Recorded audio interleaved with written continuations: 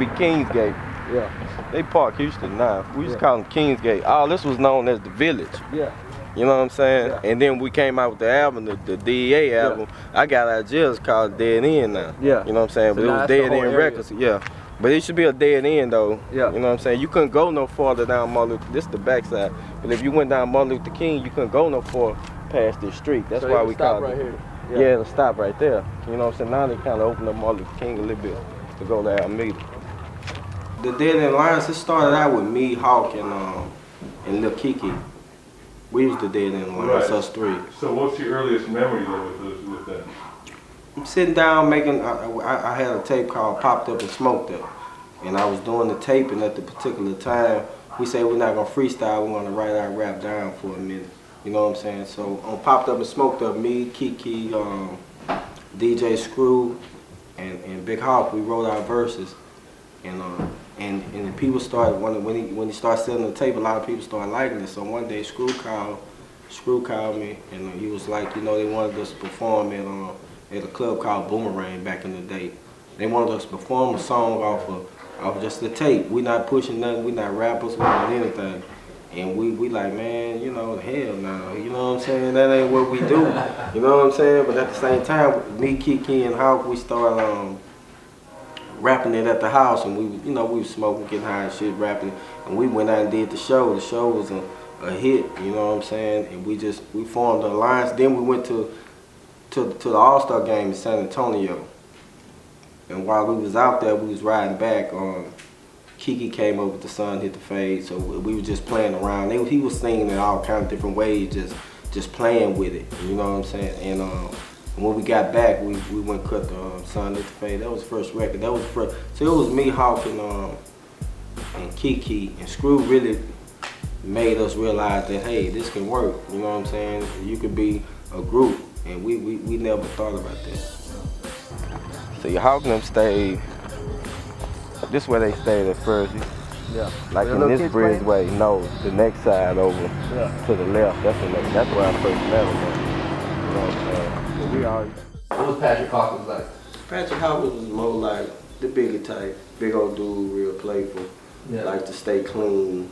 You know, felt like his flow was everything he did. He felt like it was above everybody. Yeah. You know what I'm saying? But at the same time, you know, if I think back when we was a kid, I can appreciate the fact that, you know how your mama give you $20 or something, you might go buy candy or what something that you want.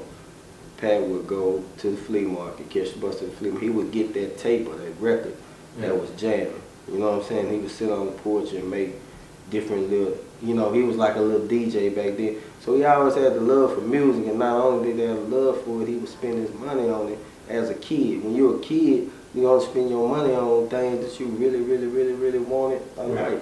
And he was one of the dudes that would spend his money on music. You know what I'm saying? So he always had music in him. He was a, you know, real, everything. If you see in the clips of Pat, he laughing, joking, he having, you know what I'm saying? He having fun. That's how him and Hawk was when they run into each other. They just. So let's talk about Hawk. What was Hawk like? Real, you know, playful. He wasn't more. Pat was real flamboyant. You know what I'm saying? Yeah. Real flamboyant. Hawk wasn't flamboyant. He was quiet type, but he was still, you know, funny. He keep you laughing. You know, just a good dude. He worked all the way up until Wanna Be a Baller and went platinum. Yeah. So all through that DEA and the DEA and the screw houses and all that stuff, he was working. Yeah. You know what I'm saying? He had a good head on his shoulder. He was going to work every day. That's what he did. Mm-hmm. You know what I'm saying? Until Wanna Be a Baller and he started making money off of music, he quit. But normally he a 9 to 5 dude. I mean, when we were little, you know what I'm saying? He used to work when he was still in high school. I think it was like 12th grade, you get to the summer job and shit. Yeah. So he would get off the bus, you know what I'm saying? So we were young, we were like 13 and shit. Yeah.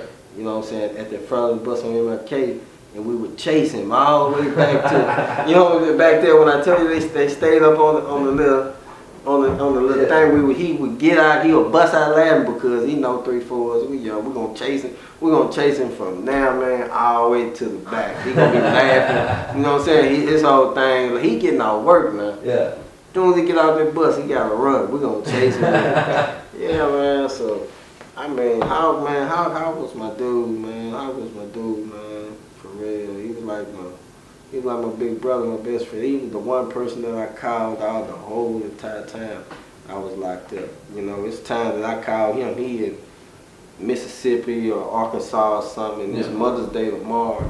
He gonna go by my mother. He gonna tell me, all right, Kay, I got it. He gonna ride. He gonna, you know how it is on the road. People on the road take a real dude to stop that part of the day. Go buy your mother something, take it to her. After I just got home at 4 in the morning. You know what I'm saying? But he was that type of dude for me while I was incarcerated. So man, I was my brother, man. I just don't believe what happened to him.